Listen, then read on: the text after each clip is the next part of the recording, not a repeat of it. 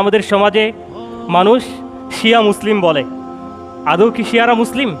এই শিয়াদের পূর্বপুরুষ যে এই শিয়া মতবাদকে প্রতিষ্ঠা করেছে তার নাম হলো আবদুল্লাহ ইবনে সাবা। এই ইয়াহুদির হাতেই এই শিয়া মতবাদ প্রতিষ্ঠিত হয় মুসলিমদেরকে ধ্বংস করার জন্য, মুসলিমদের ক্ষতি করার জন্য। আর তাদের যে আকীদা বিশ্বাসগুলো সেগুলো আমরা আপনাদের সামনে কিছু উপস্থাপন করেছি। যে তারা মনে করে এক নম্বরে জিবরিল আলাইহিস সালাতু ওয়াস সালাম খিয়ানত করেছেন, ওহী নিয়ে আসার কথা ছিল আলী রাদিয়াল্লাহু তাআলা আনহুর কাছে, ভুলে নিয়ে গেছেন মুহাম্মদ সাল্লাল্লাহু আলাইহি সাল্লামের কাছে। নাউযুবিল্লাহ। এই বিশ্বাস করার পরে তারা কিভাবে মুসলিম থাকতে পারে? দ্বিতীয়, তারা আমাদের কোরআনকে কোরআন মানে না। তারা বলে এই 30 পারা কোরআন ছাড়াও আরও 60 পারা কোরআন আছে, সেটা তাদের ইমামের কাছে আছে। তাদের ইমাম কিয়ামতের পূর্বে আসবেন, আসার পরে সেই 60 পারা কোরআন অবিকৃত অবস্থায়, আর আমাদের 30 পারা কোরআনটা বিকৃত হয়ে গেছে। এই বিশ্বাস তারা করে। 3 নম্বর, তারা আমাদের হাদিসকে, আল্লাহ রাসূলের হাদিসকে মানে না। কারণ তারা মনে করে এই হাদিস যারা বর্ণনা করেছে সেই সমস্ত সাহাবা একরাম তারা কাফের, নাউযুবিল্লাহ। 4 নম্বর, তারা উম্মাহাতুল মুমিনিনদেরকে, আল্লাহ রাসূলের স্ত্রীগণদেরকে তারা দাসী মনে করে। তারা ইমানদারদের মা। আল্লাহ তাআলার এই বক্তব্যকে তারা মানতে রাজি নয়, আল্লাহ তাআলার এই নির্দেশকে তারা মানতে রাজি নয়। 5 নম্বর হলো তারা তাদের ইমাম আসার পরে আমাদের নাবিকে বায়াত করাবেন, মানে আমাদের নাবি হলেন তাদের ইমামের পরে, তাদের ইমাম হলেন শ্রেষ্ঠ, এবং তাদের ইমাম আসার পরে এই জমিন পবিত্র হবে। এই জমিন এখনও অপবিত্র অবস্থায় আছে, জমিন পবিত্র করবে, এরপরও তারা জমিনে সেজদা করবে। এই হচ্ছে তাদের বিশ্বাস। 5 নম্বর। 6 নম্বর, তারা মা আয়েশাকে অপবিত্র, চরিত্রহীন মনে করে। তাদের ইমাম আসার পরে মা আয়েশার উপরে নাকি হদ কায়েম করবে।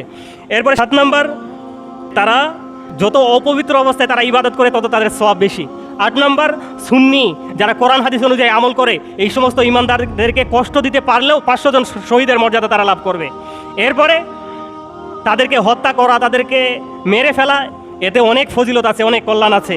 এভাবে তারা তাদের আজান বিকৃত করেছে। আজানে তারা সাক্ষ্য প্রদান করে যে আশহাদু আল্লা ইলাহা ইল্লাল্লাহ আশহাদু আন্না মুহাম্মাদুর রাসূলুল্লাহ, এটা বলার পরে তারা বলে ওয়ান্না আলিয়ান ওয়ালিউল্লাহ। আজানকে তারা বিকৃত করেছে। এবং কাউকে তাদের মুসলিম বানাতে গেলে তাদের দৃষ্টিকোণ থেকে তারা কি করে? তারা বলে যে আশহাদু আল্লা ইলাহা ইল্লাল্লাহ ওয়াহদাহু লা শারীকা লাহু ওয়া আশহাদু আন্না মুহাম্মাদান আবদুহু ওয়া রাসূলুহু।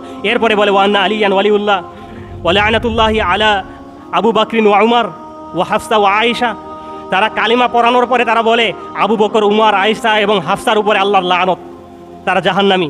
এই সমস্ত বাক্য উচ্চারণ করে তারা মুসলমান বানায়।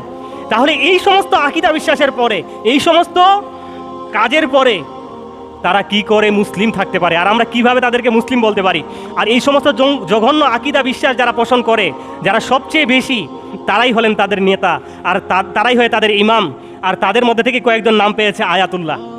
আকীদার দিক দিয়ে যারা সবচেয়ে নিকৃষ্ট, তারাই এই ভূষণে ভূষিত হয়েছে, তারাই এই পদবিতে ভূষিত হয়েছে। সম্মানিত সুধী, তাহলে তাদের মৃত্যুতে, তাদের ক্ষতিতে আমরা কখনো ইন্না লিল্লাহ পড়তে পারি না?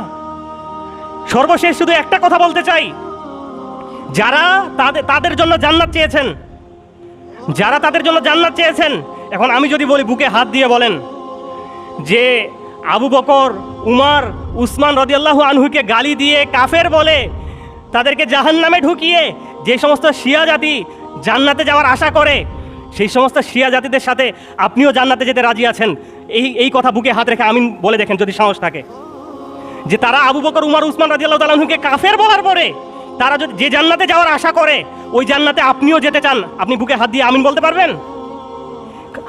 বরঞ্চ আমরা বলতে পারি, যেই জান্নাতে আবু বকর, উমর, উসমানের মতো সাহাবী যাবে, আমরা সেই জান্নাতেই যাব ইনশাআল্লাহ। আমরা সেই জান্নাতে যাওয়ার আশা করি। আর যারা তাদেরকে কাফের মনে করে, জাহান্নামী মনে করে, তাদের জান্নাতে আমরা যেতে চাই না। সুতরাং তাদের জন্য কখনো মাগফিরাত কামনা করা যাবে না, ইন্না লিল্লাহ পড়া যাবে না। তারা ইতিহাস পড়েন, ইসলামের ইতিহাস পড়েন, দেখতে পাবেন তারা কোশ্চিন কালো মুসলমানদের কোনো কল্যাণে আসেনি, কখনো তারা মুসলমানদের কোনো উপকারে আসেনি। বরঞ্চ তারা বহু ইসলামী খিলাফতকে তারা ধ্বংস করেছে। মুসলমানদের তাদের প্রতারণার কারণে, তাদের মুনাফিকিতার কারণে মুসলিমরা মার খেয়েছে, ধ্বংস হয়েছে। সম্মানিত সুধী, তাই আমাদেরকে সত্য ইতিহাস জানতে হবে, পড়ালেখা করতে হবে, জ্ঞান অর্জন করতে হবে। নইলে আমি তাদের চক্রান্তের বেড়াজালে আমিও ফেসে যাব।